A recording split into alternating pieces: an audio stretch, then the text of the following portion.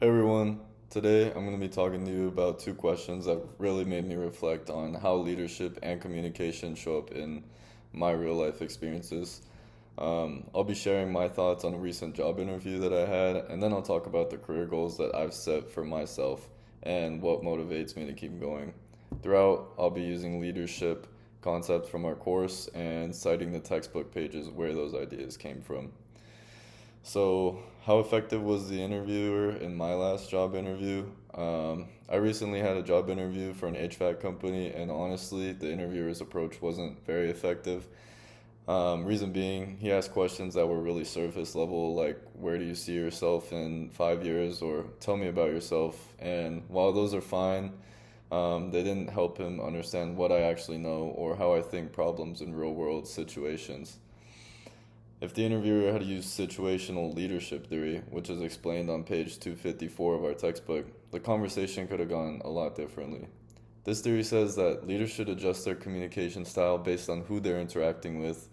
In this case, someone like me with experience in HVAC, instead of asking basic questions, he could have asked me to walk through a technical scenario or explain how to solve a common HVAC issue. Another concept is expert power, the influence someone has because of their knowledge in a specific field.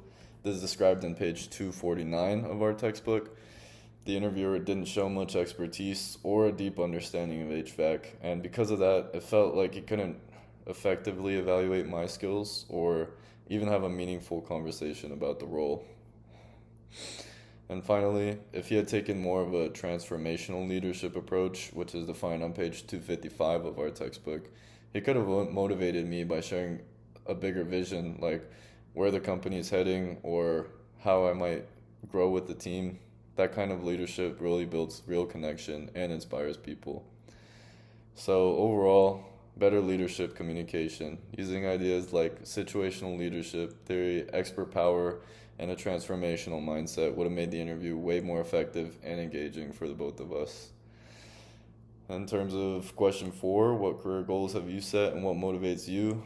I'd say right now I have a few big goals. I want to keep growing my car detailing business, use my HVAC background to stay financially stable, and eventually enter the finance industry, which I'm currently studying for here at ASU.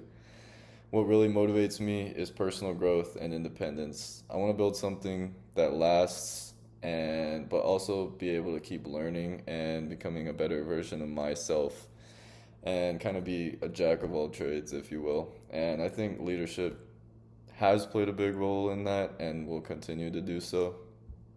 In my detailing business, I try to use a democratic leadership style, which is all about including others in the decision making process. This style is described on page 252, and it helps build trust and better teamwork. When I ask my team or my employees for feedback or involve them in planning, it makes them feel more invested.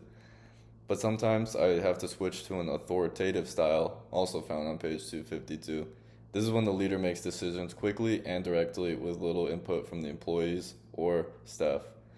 For example, if we have a tight deadline or a customer suddenly changes their appointment, I have to take charge to make sure we stay on track. When it comes to motivation and influence, I've seen how legitimate power and referent power both play a role. Legitimate power comes from my position as a business owner. I'm the one in charge. But referent power, also from page 249, is when people work with you because they respect you or like your leadership style. That's the kind of power I try to build through trust and good communication. So, between running a business, preparing for a career in finance, and building leadership skills, I've learned that adapting your leadership style and understanding your sources of power can really help you grow, and it can help others grow with you. Thank you all for listening.